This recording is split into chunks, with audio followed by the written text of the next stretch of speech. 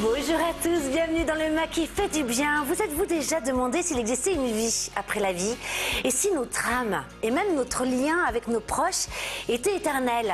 Et si les anges d'ailleurs n'étaient pas des êtres imaginaires, mais de véritables allées d'amour et d'abondance pour nous accompagner dans notre vie quotidienne? Ce matin, notre invité a mené une investigation unique au monde, basée sur les dernières enquêtes scientifiques. La conclusion est extraordinaire. Nous aurions chacun un potentiel illimité et une mission à accomplir dans cette vie, mais aussi au-delà.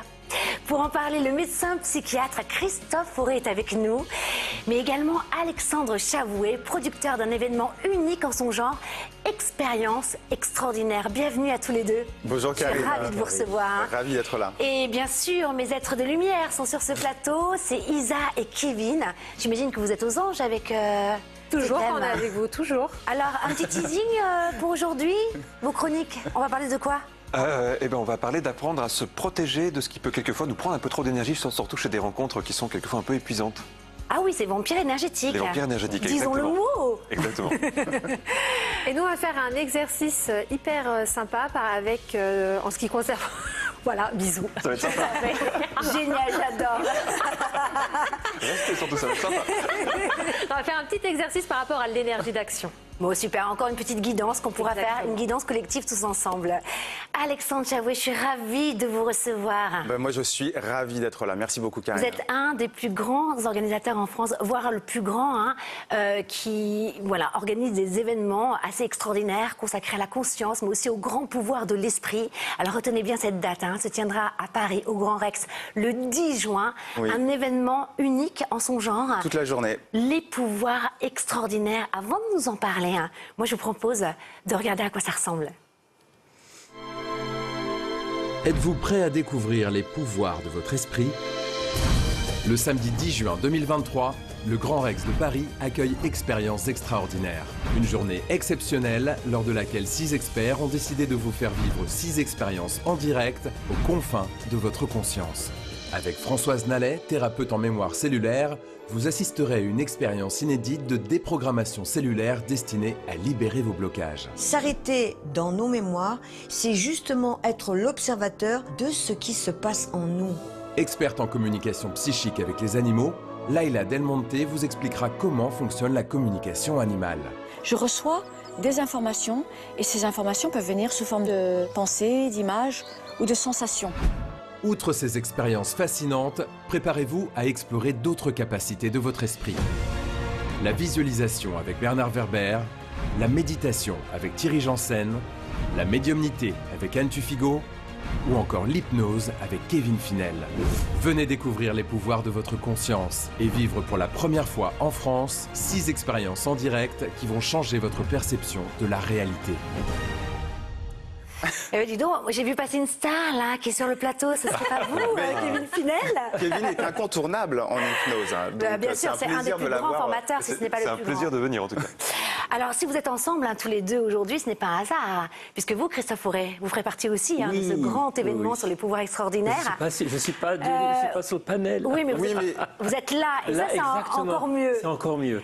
Alexandre Chavouet, au-delà du teasing, est-ce que vous avez des petits trucs croustillants à nous donner en avant-première? Il y a beaucoup de choses à dire. Déjà, je pense que ça va être vraiment une journée placée sous le signe de la joie, parce que je vous laisse imaginer 2800 personnes dans la salle du Grand Rex, qui est juste géniale, qui a été refaite, les sièges sont hyper confortables, 2800 explorateurs de la conscience, exploratrices de la conscience, qui se retrouvent comme ça, un peu comme des enfants, parce que finalement, on ne sait pas trop ce qui va se passer pendant ces expériences. Donc il peut y avoir un peu d'anxiété, un peu de stress, bien légitime, mais en réalité, ils sont entre de bonnes mains, puisqu'on aura, à l'instar de Kevin Finel pour l'hypnose, vraiment des personnalités incontournables. Alors, une petite expérience, par exemple, qu'on va vivre en live, ensemble.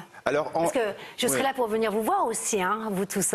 Oui, alors Kevin, évidemment, va nous faire vivre une expérience autour de l'hypnose, Thierry Janssen autour de la méditation, mais je pense qu'il y a une expérience qui va être très sympa en fin de journée avec l'écrivain Bernard Werber, qui va proposer un exercice de visualisation où en fait notre moi du présent va se connecter à notre moi du futur. Donc on va parler, on va rentrer dans notre inconscient pour peut-être avoir une information pour ressortir du Grand Rex plein de mentalité et plein de perspectives. Génial. C'est super, ça me rappelle la rétrocausalité.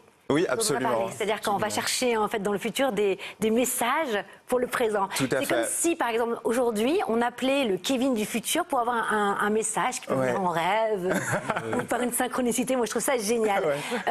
Dernière petite question. Quel est le message que vous vouliez transmettre à travers cet événement? Parce que j'imagine que c'est pas pour rien que vous l'avez appelé les pouvoirs extraordinaires.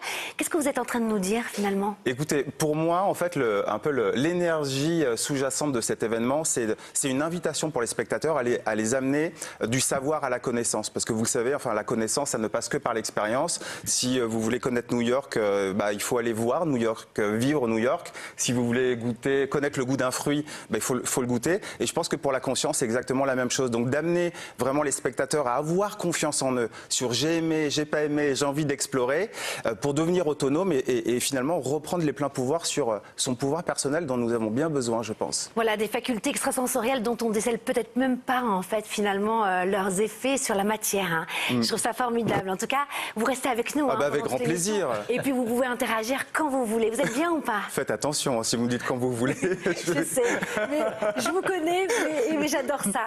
On est là aussi pour l'humeur. Christophe Fauré, alors votre histoire est fascinante. Je ne sais pas si vous la connaissez, Isabelle et Kevin. Vous avez 13 ans lorsque vous lisez en fait ce best-seller que tout le monde connaît de Raymond Moody, La vie après la vie, qui recense des milliers de témoignages sur les expériences de mort imminente, mais pas que. La première fois. Exactement. À ce moment-là, à 13 ans, vous avez la conviction que finalement vous avez trouvé votre vocation. Et vous allez le prouver parce que des années plus tard, vous devenez médecin, psychiatre, et vous allez travailler en unité avec les soins palliatifs. Et à votre tour, à votre grande surprise, finalement, de recenser aussi des témoignages d'expériences de mort imminente, mais pas que, de VSC2. En direct sur le terrain, vraiment. C'est ça, de VSC2, mais aussi de EFV.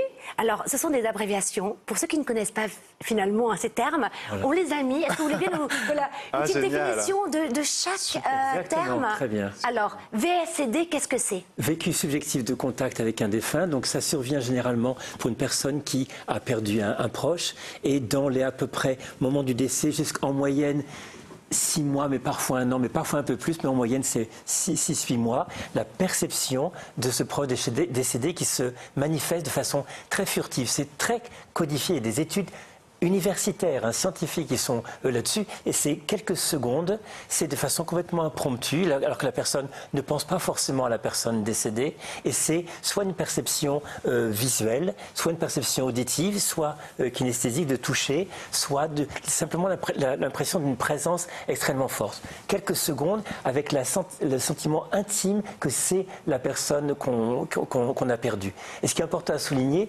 qu'il y a parfois des perceptions de personnes qui ne savent pas qu'ils sont en deuil. C'est-à-dire qu'ils ont une perception en quelques secondes d'un proche qu'ils pensent encore vivant, et ils apprennent peut-être des heures ou des jours plus tard qu'il est mort au moment où ils ont eu la perception. Donc ça invalide complètement cette idée que c'est simplement l'esprit en deuil qui fabrique une expérience pour apaiser la peine. Non, les gens, pourquoi ils fabriquaient une expérience pour apaiser une peine alors qu'ils n'ont pas conscience de cette peine-là? D'ailleurs, on peut reprendre, parce que j'ai dévoré votre livre. Vous avez dévoré, vous, le livre de Raymond Moody quand vous aviez 13 ans.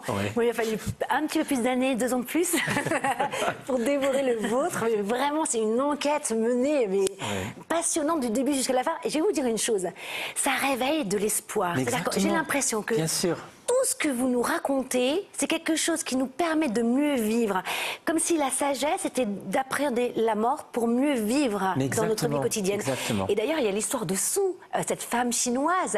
Elle ne savait pas que sa sœur était décédée. Racontez ça fait partie des expériences de fin de vie. Donc une personne en fin de vie qui raconte à son infirmière qu'elle voit souvent son mari dans ses rêves. Ça se passe dans les rêves.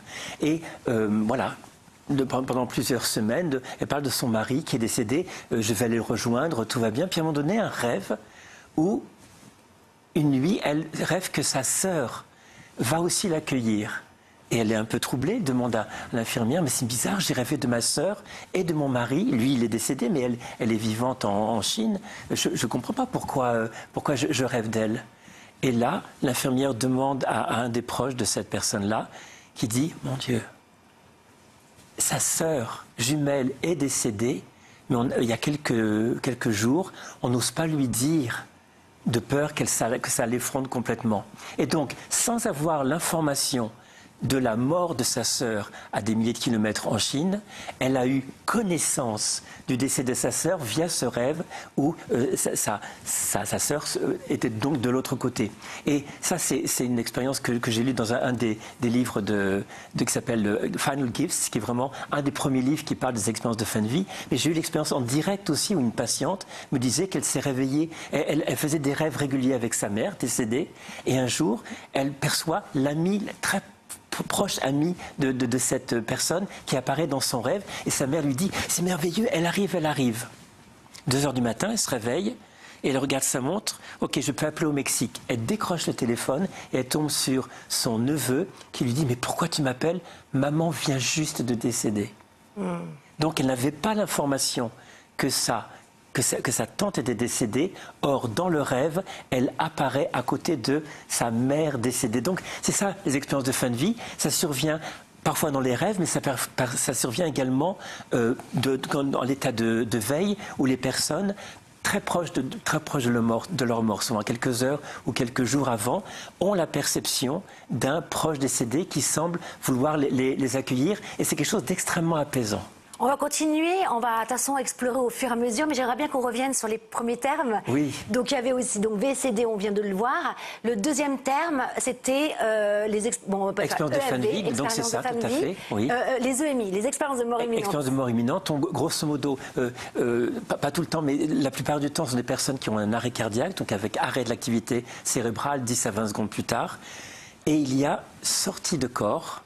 Il y a 20% des gens qui font des arrêts cardiaques qui s'en souviennent, qui se souviennent de cette expérience-là, 20%. Les autres, 80%, ne s'en souviennent pas, mais 20% s'en souviennent. Donc, sortie de corps avec perception de la scène vue de haut, avec parfois les médecins ou les infirmières ou le SAMU, c'est un accident de la route qui s'occupe de réanimer la personne, avec une conscience très claire, très précise de ce qui se passe et une grande paix. Quelque chose d'extrêmement serein pour la personne. Perception parfois d'un tunnel, et au bout de ce tunnel, de cette fameuse grande lumière. Justement, on va prendre quelques étapes marquantes finalement que vous expliquez et que vous approfondissez avec justement aussi nouvelles avancées sur ce sujet scientifique aussi. Oui, voilà, et d'ailleurs, je tiens à vous dire que je vous trouve très courageux. Parce que pour un médecin psychiatre, vis-à-vis des confrères de la médecine classique, aborder ce genre de sujet, je trouve ça assez fascinant. Oui, Karine, mais quand vous regardez bien le bouquin, tout est en référence d'études scientifiques anglo-saxonnes. Donc je prends aucun risque au bout du compte. Tout est étayé par les études anglo-saxonnes universitaires ou de médecins faits de l'autre côté de l'Atlantique. Et d'ailleurs, avant qu'on aborde certains sujets justement sur les expériences de mort imminente, pourquoi le médecin psychiatre que vous êtes aujourd'hui est aussi passionné par ce genre de sujet, les expériences de mort imminente, les expériences de fin de vie, jusqu'à en faire un livre et enquêter dessus. Voilà. Qu'est-ce qui vous a émoustillé comme ça? Ce qui est important, il y a deux choses. D'abord, il y a le côté fascinant sur l'idée de continuité de la conscience après la mort. Donc c'est vraiment quelque chose qui vient en rupture de ce postulat scientifique actuel que la conscience n'est que le résultat de l'activité neurologique, elle est simplement localisée et le produit du cerveau. Ces expériences-là pointent le fait que la conscience n'est pas localisée au cerveau et qu'elle a donc la possibilité d'être une continuité de la conscience après la mort. Mais le proverbe chinois dit « Quand le sage montre la lune, l'idiot regarde le doigt ». Voilà. Et nous, soyons pas idiots, parce que la fascination de ces expériences-là, bien sûr, c'est fascinant, c'est absolument incroyable, mais on peut rester cristallisé sur cet après. Or, qu'est-ce que le sage pointe? C'est cette vie-là. Et pour moi, l'important de ces expériences-là, c'est en fait que ça parle de façon très précise et très fine, avec beaucoup d'amour et de sagesse, de comment on peut vivre cette vie, un éclairage qui provient de ces expériences-là, extrêmement pertinent, extrêmement fin et extrêmement réconfortant sur de façon de vivre maintenant cette vie, et pas être fasciné par l'après et n'être que dans l'après et oublier les choses importantes, les relations importantes, l'expérience de vie qu'on doit vivre Et maintenant. c'est ça qui est très intéressant. Et d'ailleurs, on va l'aborder ensemble en seconde partie de l'émission, parce que finalement, beaucoup de personnes rêvent de vivre une expérience de mort imminente, tellement ça a l'air divin, selon certaines expériences. Mais finalement, et c'est ça tout le cœur du livre pour moi, c'est que ces facultés, on peut les vivre en étant bien vivant, mais que ça nous donne finalement quelques informations sur notre propre potentiel. Isabelle, Kevin, qu'est-ce que vous en pensez de ces expériences? Est-ce que vous y croyez ou vous avez déjà vécu? Moi, je l'ai déjà vécu avec ma grand-mère. C'est-à-dire que lorsqu'elle est décédée, j'ai rêvé d'elle, où elle me disait qu'elle partait, etc. Et je me suis réveillée en pleurant, en disant que ma grand-mère était décédée. Mon conjoint m'a dit non, pas du tout. Et au final, mon père m'a appelé 2-3 heures après. Et pour avoir été aide-soignante et accompagner des personnes en fin de vie, cet apaisement ressenti et le fait aussi que 2-3 jours avant, ils commencent à parler de personnes qu'ils ont aimées, qu'ils les voient, mais vraiment avec cette énergie d'amour, d'apaisement et ok, je peux partir, je sais que je suis pas seule. Ça m'a profondément marquée, vraiment. Kevin? Au début de ma pratique, j'ai fait l'accompagnement de fin de vie. Et ça m'arrivait de tenir la main de personnes qui passaient de l'autre côté. Magnifique. C'était des expériences bouleversantes à chaque fois. Et c'est vrai, alors je ne sais pas ce qui s'y passe, mais en tout cas, cet apaisement qui vient juste avant, c'est une leçon de vie assez incroyable. Vous pensez que des proches pourraient revenir pour nous accompagner? Vous y croyez? Moi, j'en suis persuadée. Alors moi, je l'ai vécu. Plus questionné là-dessus, parce que je pense qu'il y a une partie de nous qui pourrait avoir envie d'y croire et qui pourrait créer le phénomène, et puis peut-être aussi qu'il y a autre chose. Et je ne sais pas si on sait faire la différence entre les deux. C'est la question en tout cas que je pourrais avoir. Alexandre, Chavoué, on ne peut pas être organisateur de colloques sur les pouvoirs extraordinaires sans peut-être avoir eu un vécu par rapport à tout ça. Ça vous est déjà arrivé ou pas? Alors j'ai vécu quelques expériences de méditation extraordinaires, nous rencontrer par exemple. Extraordinaires, vous rencontrer notamment, évidemment, ou au Pérou, voilà, où j'ai pu expérimenter des expériences de conscience, on va dire élargies, des expériences qui vont au-delà de nos 5 sens de référence. Mais pour rester dans la thématique et notamment sur le livre de Christophe, et ce que disait Kevin, c'est que sur les expériences de fin de vie, moi j'ai toujours en mémoire ce que m'avait raconté mon papa, donc le père de mon papa, mon grand-père, que je n'ai pas eu la chance de connaître, mais mon père m'a toujours dit, en fait, quand ton grand-père était mourant, quelques heures avant son départ, il a eu un regain de lucidité, comme si finalement il avait retrouvé vraiment tous ses esprits. Et ça m'a profondément marqué, et j'ai découvert en lisant le livre de Christophe qu'en fait c'était pas un symptôme, mais que c'était vraiment... Ça s'appelle la lucidité terminale. Oui, c'est ça, la conscience qui est accrue au moment de la mort. Donc c'est ça qui me revient, moi, là. Même pour des personnes qui avaient des troubles dégénératifs massifs, d'Alzheimer massif, pendant plusieurs années, ne pas pouvoir reconnaître leurs proches, et qui peut-être, là c'est vraiment un marqueur de toute fin de vie, quelques minutes ou quelques heures avant leur fin de vie, retrouvent l'intégralité de leurs facultés, alors qu'on peut mettre au regard des scanners ou des IRM qui montrent une dégradation majeure. Donc ce serait intéressant de mener des études où on filme les gens qui ont ça et on met en regard le scanner, on dit mais non, c'était juste pas possible. Eh bien ça sûrement c'est difficile d'explorer parce qu'on ne peut pas prévoir quelle personne va faire une lucidité terminale. Alors beaucoup de points marquants sur les expériences de mort imminente, et vous allez voir qu'il va vous encourager, qui est pour moi plein d'espoir et assez philosophique finalement. Par exemple, souvent, ils reviennent en parlant de cette revue de vie qui défile. Racontez-nous cet instant-là. Et finalement, qu'est-ce que ça raconte pour que nous puissions peut-être changer notre posture intérieure quand on connaît ça? Tout à fait, c'est vraiment fondamental. Ça survient dans 20% des gens, 20% des cas de personnes qui font des expériences de mort imminente. À un moment donné, en présence de cette fameuse lumière-là, il y a une question qui est posée. Montre-moi ta vie. Qu'as-tu fait de ta vie? Et ces personnes ont un panorama très rapide en 3D de leur existence. Ils perçoivent vraiment dans les moindres détails ce qui était vécu.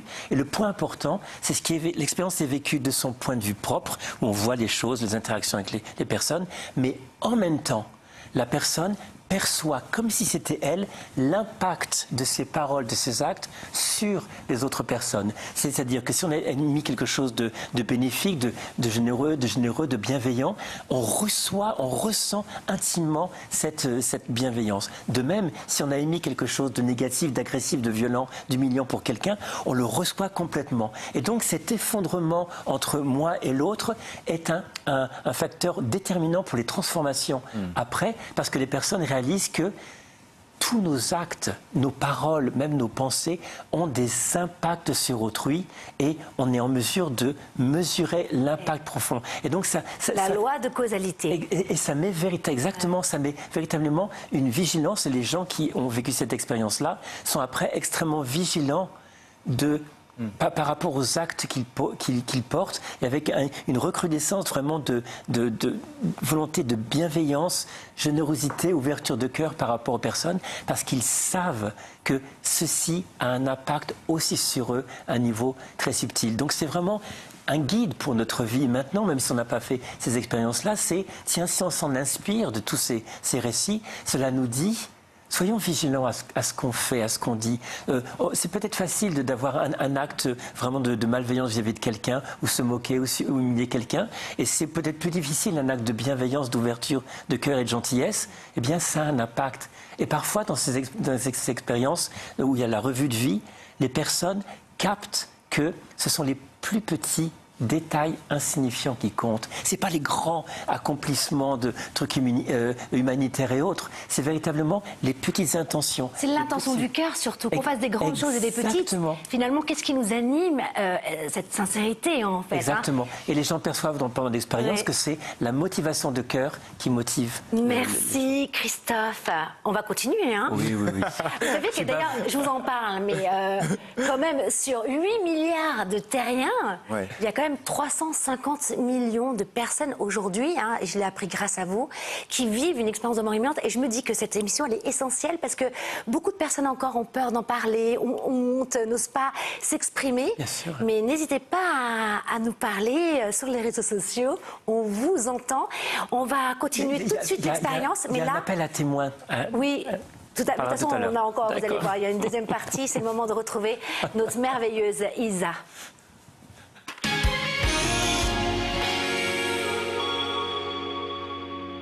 Alors, qu'est-ce que c'est passionnant, je bois les paroles, je suis... Mais ne vous noyez pas, hein. Non, je sais pas trop nager, mais je vais essayer quand même. On a changé d'heure aujourd'hui. Mince. Bah oui. Ah oui. On n'aura personne. Donc... à 2h, il était 3h.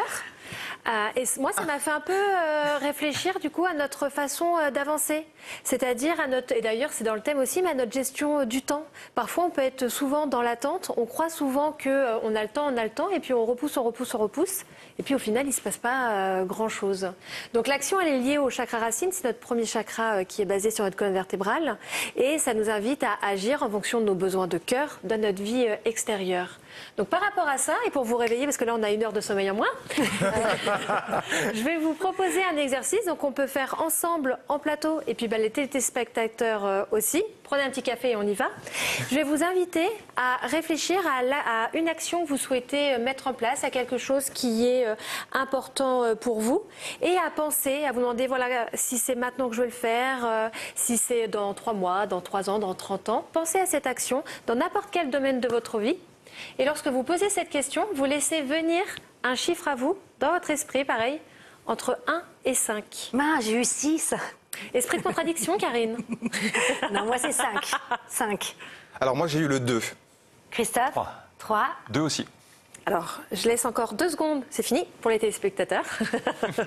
Et je vais vous donner la signification. Alors, je vais parler un peu plus lentement. Ok, alors maintenant vous avez la guidance de votre chiffre. Exactement. Donc si vous avez eu le chiffre 1, normalement l'action devait se faire en février, mais il y a eu un retard extérieur. Attends le 15 avril pour recommencer à agir, le succès sera là. Magnifique. Je fais une petite parenthèse, Isabelle. Oui, comment vous avez ces messages?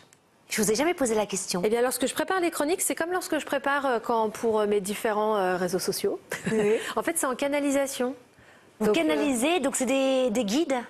Mes guides, oui, c'est vrai que à chaque fois on me pose la question, mais j'ai toujours des difficultés à expliquer. Parce que c'est toujours hyper juste. Ah mais moi je ne sais pas cuisiner, mais je suis très forte pour canaliser. Chacun a ses... Je vous adore Isabelle, allez-y. C'est plus facile pour moi de canaliser que de faire des pâtes, quoi. C'est... On a tous un domaine de compétences. Hein. Le 2, c'est vous. Hein. Et Kevin également, je crois. Ouais.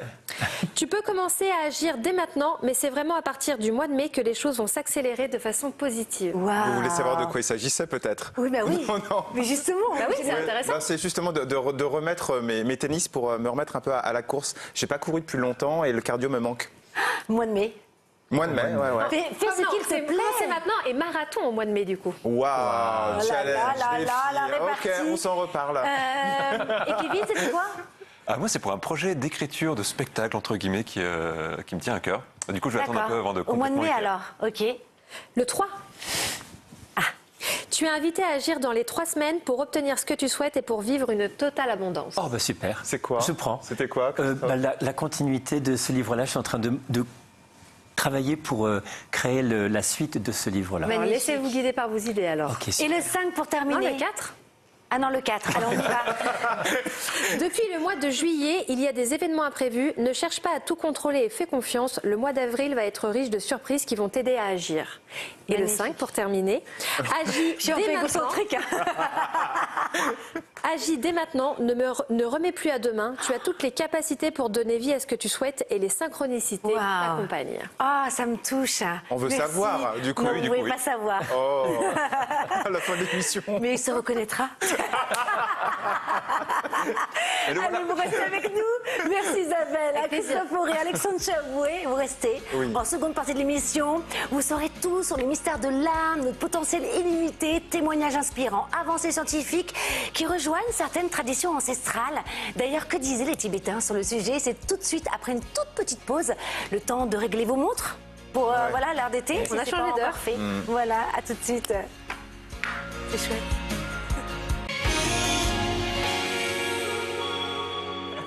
Bienvenue dans le MAC qui fait du bien. Merci à tous ceux qui nous ont rejoints. Et s'il existait une vie après la vie, et si notre âme et même notre lien avec nos proches était éternel, aujourd'hui, pour nous encourager, nous recevons une pointure. Médecin psychiatre Christophe Fauré a examiné les plus grandes enquêtes scientifiques sur le sujet et nous ouvre sur ce plateau à notre potentiel illimité. Là, sur Terre, là maintenant. Témoignages, découvertes surprenantes, expériences extraordinaires. C'est également le titre d'un événement qui se déroulera au Grand Rex le 10 juin. Retenez bien cette date. Et bien sûr, organisé par ce génie, ce grand génie, Alexandre Chaboué. Moi, je devrais revenir plus souvent. Quand j'ai une petite baisse de morale, hop. Ah bah oui, ça vous m'appelez parce que je vous adore. Hein. Et bien sûr, quand l'ange reprend de la plume de la bête, eh bien, ça donne le conseil de Kevin qui fait du bien.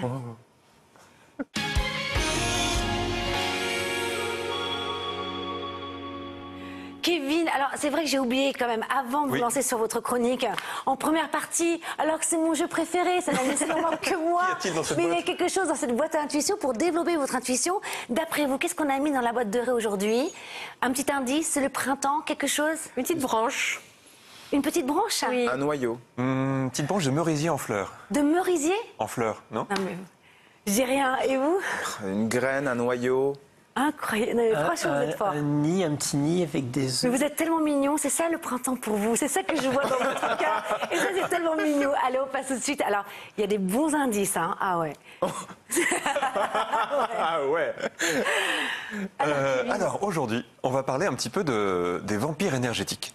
Alors qu'est-ce que ça veut dire? Est-ce que vous connaissez des personnes, quand vous êtes avec eux, pendant ne serait-ce que quelques minutes, à la fin vous sentez vidé, comme si vous n'avez plus d'énergie, comme si c'était vraiment assez bas comme énergie? Vous connaissez des personnes comme ça? Oh, bah, on en a tous forcément. On en Mais a déjà vu. quand on va dans le métro aussi, hein, on a l'impression exemple, ça parfois peut d'être arriver. aspiré par... Ou des personnes qui sont vraiment dans des choses assez colériques, ou quelquefois dans des choses un peu dépressives aussi, ça peut arriver. Et on peut vraiment avoir l'impression que ces personnes nous prennent quelque chose, comme si on était vidé après avoir discuté, ou même quelquefois juste passer du temps en présence de ces personnes. Et ce que j'aimerais, c'est vous donner quelques petites astuces pour vous protéger, et notamment un petit exercice qu'on peut faire pour se protéger de ça. Est-ce que ça vous tente qu'on le fasse tous ensemble? De l'ail. Hein. De l'ail, exactement, oui. Je me dis non. Tu jettes de l'eau. De l'ail sur les vampires. Exactement. Quand tu mâches de l'ail, comme ça, il n'y a personne qui est Pas mal, autour de hein. toi. Si demain dans le métro, il y a plein de gens qui se balancent de l'ail, ça risque d'être... Ou un pieu Elle dans est le bien, cœur. hein, là, votre chronique. Voilà, c'est fini. Donc de l'ail, de l'eau bénite. Et un pieu dans le cœur. Un pieu dans le cœur. dans le cœur. Dans le métro, Ça peut poser des problèmes relationnels quand ça même. passe très bien. Peut-être psychiatre. Peut-être psychiatre. Conseil du psychiatre, oui.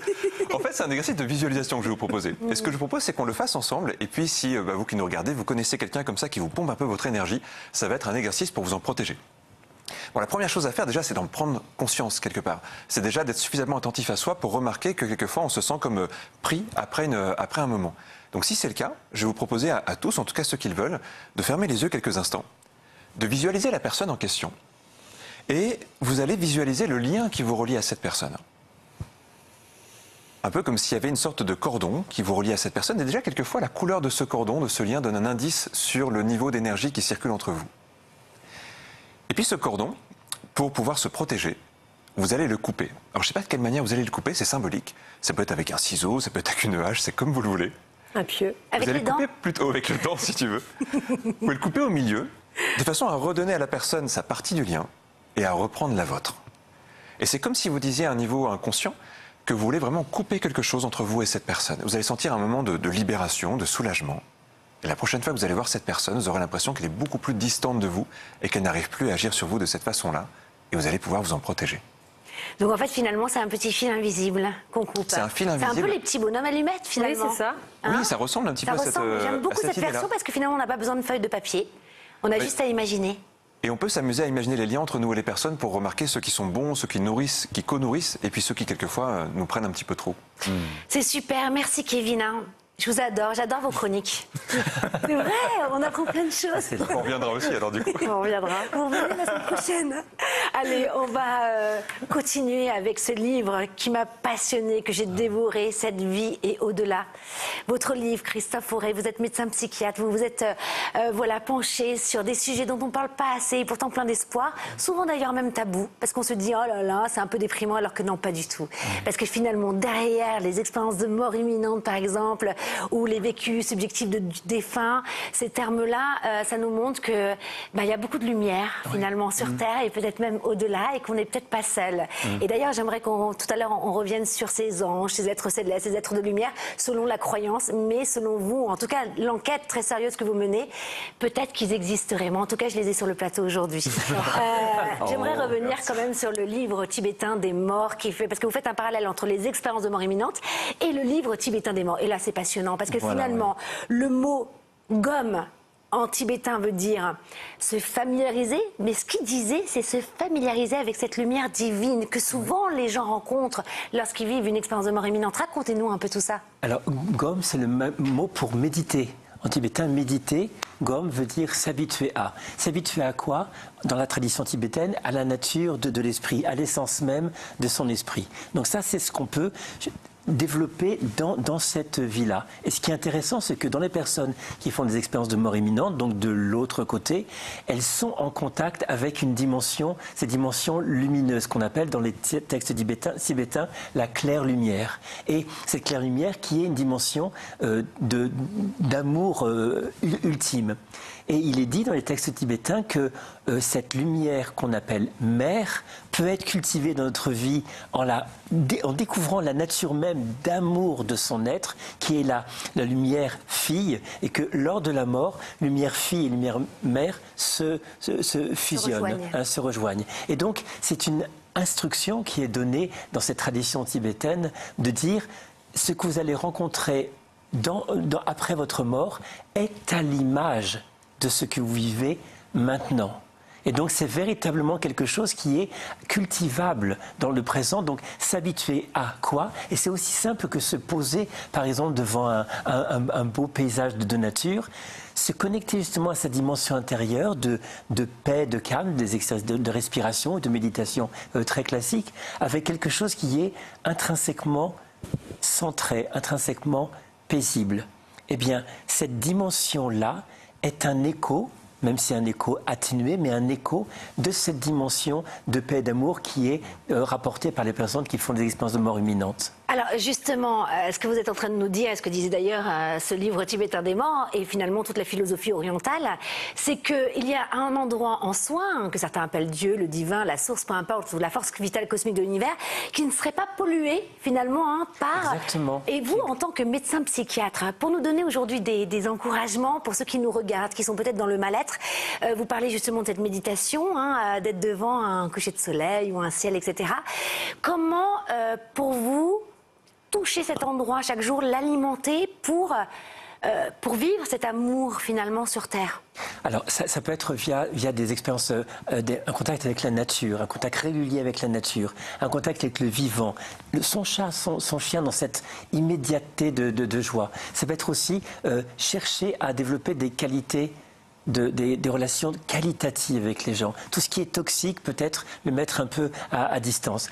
En fait, être branché sur une idée de comment je peux amener du beau, de l'intelligent, du doux, du serein, de l'inspirant, du curieux dans ma vie. Et ceci, ça ouvre cette dimension de cœur. Et c'est intéressant de le dire pour cette vie-là, mais pendant cette revue de vie dont on parlait tout à l'heure, c'est ça qui est pointé. Cet être de lumière, là, demande aux personnes qu'est-ce qui a été significatif dans ta vie. Et ce qui a été significatif, c'est deux choses. La dimension d'amour, d'ouverture de cœur, et la dimension de sagesse, de connaissance. Donc, on prend ces enseignements-là, on se laisse inspirer et on se dit comment je décline ça dans ma vie. Et là, on sait, au regard de ces expériences-là, qu'on est sur le juste chemin de pourquoi on est sur cette terre. Vous avez une petite clé, justement, tous les deux, pour toucher cet endroit de bien-être, et même vous, Alexandre Chavouet. Vous avez une astuce qui pourrait aider nos téléspectateurs? Une des premières choses, et justement c'est une des premières choses souvent qu'on apprend en méditation, c'est à suspendre le dialogue intérieur pour juste être au présent. Alors ça ne se fait pas forcément en 2 minutes, mais avoir cette intention parfois de se dire je veux juste être là présent et regarder, ressentir, être dans mon ressenti de ce qui se passe, c'est déjà souvent une première étape pour être relié à soi. Et vous, Isabelle, je suis sûre que vous allez dire la même chose, le moment présent, c'est ça? C'est pour ça, là, j'essaye de trouver. Non, je pense que c'est vraiment aussi les moments de pure affection et de pur amour. Bon, je sais que les moments qui sont les plus précieux, c'est lorsque je suis avec des personnes qui sont très très proches de moi. Et ça peut être un regard, un câlin, même si je suis pas très fan des câlins, alors plus un regard. Mais vraiment partager des moments forts. C'est vrai, j'ai vu, vous me rejetez souvent dans la loge. Oui, mais je vous dis souvent des belles choses. Ça, c'est vrai. Et on partage des très bons moments ensemble. Non, mais le pur partage aussi avec des personnes de cœur, là, je trouve que c'est là aussi on touche à notre essence. Alors d'ailleurs, et je vais vous poser la question aussi à Alexandre Chavouet, mais ce que j'aime beaucoup aussi, c'est qu'il faut vraiment, je pense, l'intégrer. Et c'est ce que disaient les Tibétains, c'est que ça demande de l'effort constant. C'est pas quelque chose qui passe dans notre vie, d'un coup on se sent bien. C'est vraiment quelque chose qu'on doit activer en soi. Alexandre Chavouet.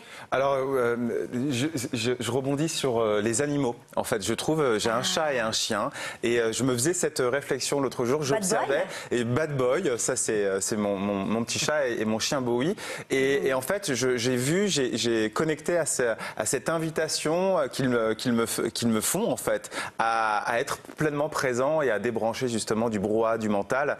Et je les remercie pour ça, s'ils nous regardent. La connexion avec le vivant. Vous avez tellement raison, on n'en parle pas assez, mais les animaux, je trouve que c'est vrai que ça apaise l'âme. Avant de poursuivre sur le sujet, je vous propose d'écouter la question de Vincent, il est formidable. Ah oui. On a une question du téléspectateur chaque semaine, et c'est Vincent cette semaine.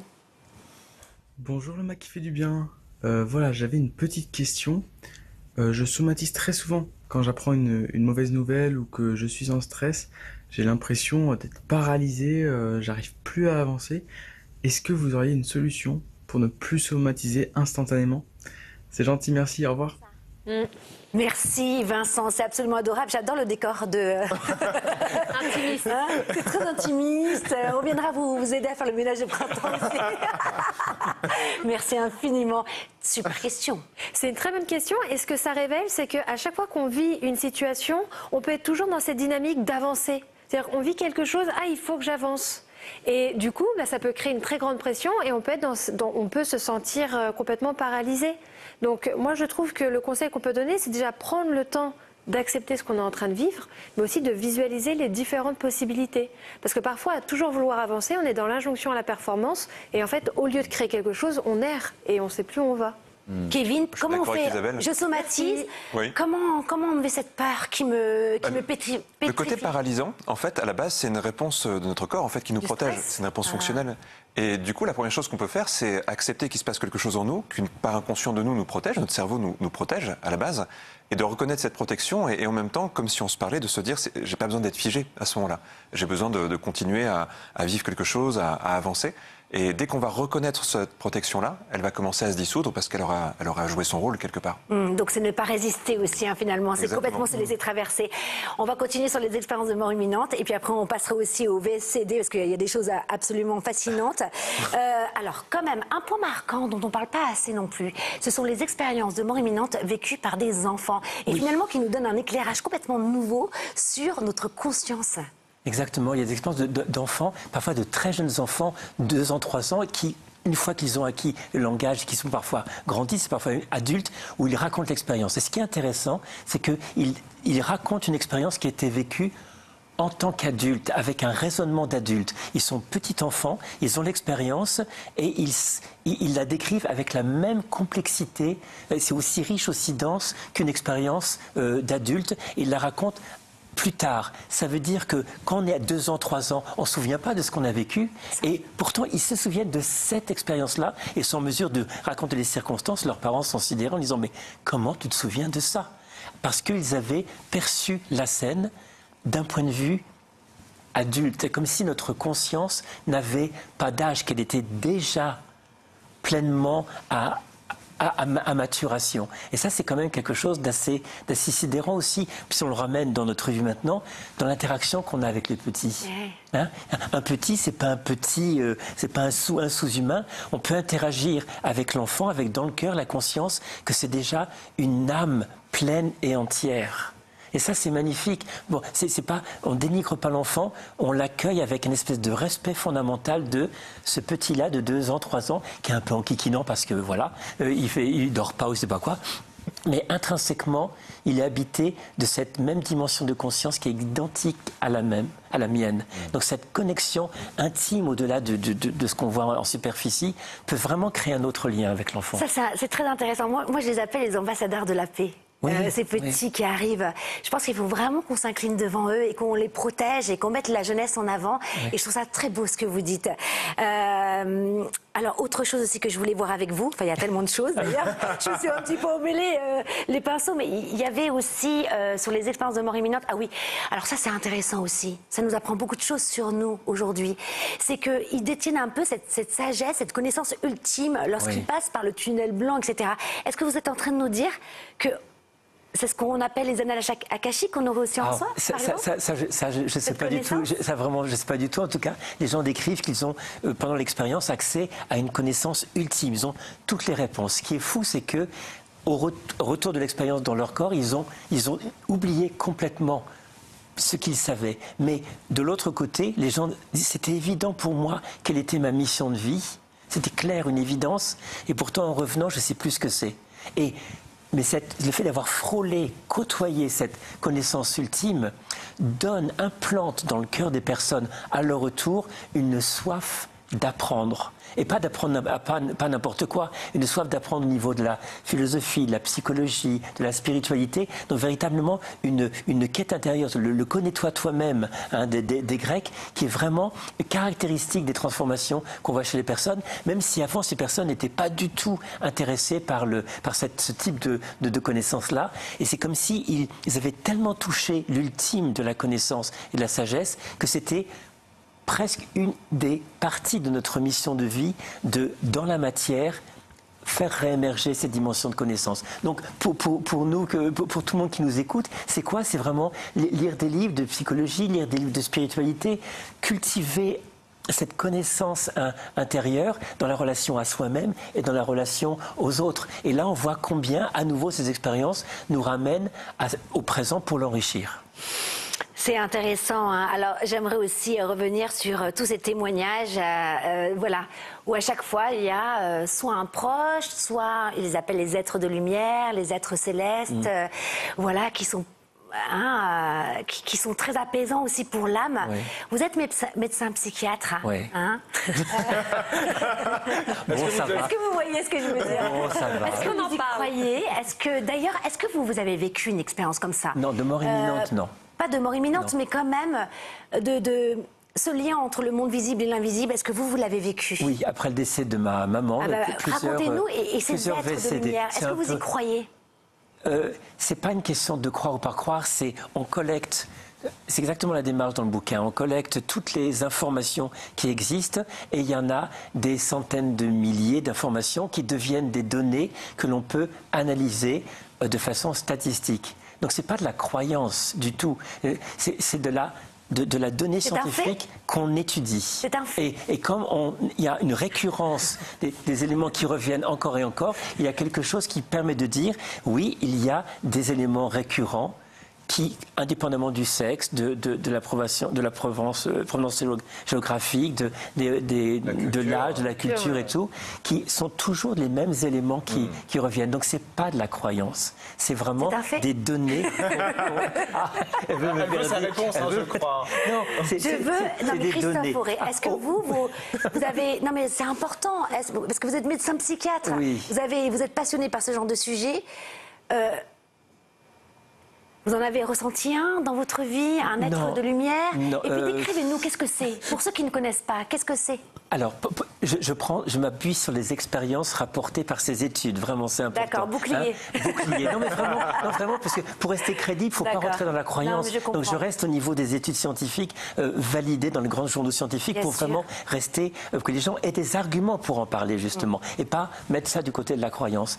Ce qui est décrit par 30% des personnes qui font des expériences de mort imminente, c'est la perception de proches décédés, mais également d'êtres de lumière, c'est-à-dire de personnes qui ne connaissent pas, mais qui sont porteurs d'une dimension spirituelle énorme et qui se caractérisent toujours par une dimension d'amour, une dimension de bienveillance. Et ce sont soit ces proches, soit ces êtres de lumière qui disent à la personne pendant l'expérience « Non, il faut que tu retournes. Ton chemin n'est pas terminé sur cette terre, tu dois retourner. » Même si les personnes sont baignées dans cet amour et cette paix, certaines ne veulent pas partir, et ben on leur impose de revenir. Tu as des choses à faire, reviens dans cette vie. Ça veut dire quoi? Que cette vie a un sens. Au-delà de toutes les souffrances, les épreuves qu'on rencontre dans notre existence, au-delà des choses incompréhensibles qui nous semblent penser que notre vie est chaotique, ces expériences-là disent non. Intrinsèquement, on a quelque chose à faire dans cette vie, même si on ne comprend pas pourquoi, ça a un sens. Et ça, c'est un merveilleux message pour vivre nos existences. Ce n'est pas du chaos, ce n'est pas absurde, il y a un sens. Certaines personnes aussi reviennent, d'ailleurs beaucoup de personnes qui vivent ce genre d'expérience, reviennent avec des facultés extrasensorielles. Oui, certaines. Qu'est-ce que ça nous raconte encore une fois? Ça veut dire que finalement, tout ce qu'ils vivent dans cette expérience, c'est tout ce potentiel caché que nous pourrions nous aussi intégrer dans la matière? Peut-être, on sait, il y a beaucoup de facultés de télépathie, de rêves prémonitoires qui sont plus développées effectivement chez les personnes qui ont fait ce type d'expérience. Et en fait, on retrouve ces choses-là, certaines personnes qui affirment qu'on peut développer ces capacités de télépathie, capacités de prémonition. Ça se construit. C'est pas étonnant si c'est perçu par la conscience de l'autre côté. Comme il y a une continuité, c'est déjà intrinsèquement présent en nous. Il n'y a rien, je dirais, extraordinaire par rapport à ça. Il n'y a pas une séparation, c'est une continuité de la conscience. Ce qui est là est là. Ce qui est là est peut-être plus clair parce que dégagé d'une emprise corporelle, matérielle, mais nous, dans la matière, c'est peut-être un des enjeux, comment on redécouvre cette richesse et cette autre dimension de notre conscience, alors même qu'on est dans ce corps-là. C'est vraiment un appel sans cesse à un ancrage ici et maintenant. On a des choses à faire ici et après sera après. Mais ici, on a des choses à faire. Merci, c'est passionnant. On pourrait en parler pendant des heures, mais je vais pas spoiler votre livre. Cette vie et au-delà, par le docteur Christophe Fauré. Écoutez, vous êtes passionnant. Merci. L'émission n'est pas terminée parce qu'il y a plein de rituels. Ah, d'ailleurs, il y a aussi la boîte, mais il y a trop de choses à faire. Il y a tirer des petites phrases qui font du bien. Je rappelle quand même aussi, Alexandre Jaoui, parce que vous avez vécu aussi une expérience extraordinaire, parce que vous êtes allé à la rencontre des chamans en Amazonie, etc. D'ailleurs, votre expérience, je vous ai dit d'écrire un livre, parce que quand on connaît son histoire, elle est incroyable. Quand même champion de karaté à l'âge de 10 ans. 14 ans. J'étais en retard. J'étais en retard. J'étais en retard. 10 ans. Un des plus gros producteurs à l'époque. Vous avez produit... Les mystérieux pouvoirs de l'esprit humain, c'était le premier événement. C'était en 2018. Là, on vous retrouve donc tout seul, voilà. Vous avez fait tellement jeune. Vous l'êtes quand même? Ah ben oui, j'ai 22 ans quoi. Donc, Comme nous tous sur le plateau. Ça fait longtemps. Voilà. Oui, pardon? Ça fait longtemps. Que j'ai 22 ans? Oui. On retrouvera justement Christophe Fauré sur ce grand événement. Kevin aussi, qui sera moi je serai là. Et d'ailleurs, j'espère vous retrouver quelques-uns, peut-être. Vous qui nous regardez, parce que je viendrai vous embrasser, on vous verra vraiment en vrai. J'ai entendu dire qu'une certaine Karine A voilà, de ces 8 passerait peut-être vite fait sur scène. Voilà. Faire un bisou à tout le monde. Ouais. Ah, peut-être. D'une manière On un peu verra. particulière. Et donc, voilà, expérience extraordinaire le 10 juin au Grand Rex. Alors, d'après vous, qu'est-ce qu'il y a dans cette petite boîte? Est-ce que vous avez juste sur votre intuition? Eh bien, on regarde ensemble. Avec plaisir. Allez, le moment, on y va. C'est mon moment. C'était une petite branche, vous aviez raison, de cerisier en fleurs. ouais. Pourquoi? Parce que c'est le printemps. Magnifique, très joli. Voilà. Bien sûr, magnifique. Je vous l'offre, Ouais, Alexandre. je l'accepte avec grand plaisir, elle est magnifique. Parce que ça va vous porter bonheur. Merci beaucoup. C'est pour toute votre bonne fortune. Vous Merci. pouvez partager la branche si vous voulez avec Christophe aussi. Non, je souhaite la garder. Je mange les fleurs. C'est un peu bouquet de mariage comme ça, C'est mon c'est cadeau. marrant. Allez, Et je puis, partage. on va tout de suite piocher la petite phrase qui fait du bien. Qu'est-ce que vous en pensez? Oui. Alors, c'est un téléspectateur qui, chaque semaine, nous envoie une petite phrase qui fait du bien, avec son nom. N'oubliez pas de mettre aussi le nom de l'auteur. Allez-y, hein. Au hasard, on va la lire. Et comme ça, vous allez pouvoir encourager la France entière en nous envoyant une petite phrase sur les réseaux sociaux. N'hésitez pas, on répond. Allez-y, Alexandre. Ok, donc on a Christian Baudin de Carl de Niort, c'est la ville où il habite. La phrase est la suivante: le temps passé dans l'amour n'est pas du temps, mais de la lumière. Oh là là. Magnifique. Bah, ça, dis donc, ça tombe bien. Waouh, bien, oui. On adore. Alors, c'est... Vos lunettes aussi, on adore. Ah ouais. Tout d'un coup, je me dis, tiens, wesh. Il y a quelque chose qui a changé. Qui est cette dame? Bonjour madame. Elles sont très jolies, vos lunettes, Karine. Merci, merci. Allez. Alors, envoyé par Nicole de Franconville, c'est une citation de Paulo Coelho. Je t'aime parce que tout l'univers a conspiré à me faire arriver jusqu'à toi. On dirait que C'est vous beau, me hein? parliez. Mais oui, en fait. Oui. Ça fait penser aussi aux phrases sur Tinder, quand même. Oh, ça va. Non, mais non, Paulo Coelho, quand même. Oh là C'est là. beau, c'est super beau. C'est magnifique. Allez, Kevin. Et moi, c'est une phrase de Fabrice Midal envoyée par Notre Génial, amie adorée, Eh oui. qu'on embrasse. qui dit « Il est temps que la bienveillance nous permette de comprendre qu'entrer en amitié avec soi n'est pas une forme d'égocentrisme, mais le socle de tout développement humain. » Magnifique. Très bien. C'est d'Oscar Wilde qui a été envoyé par Sébastien de Bordeaux. Vivre est la chose la plus rare du monde. La plupart des gens ne font qu'exister. Et ça Oh. rejoint beaucoup ce que vous avez dit. C'est bien, oui. Alors, j'adore cette phrase, elle est magnifique. Même si ça m'arrange pas trop, finalement, vous allez voir pourquoi.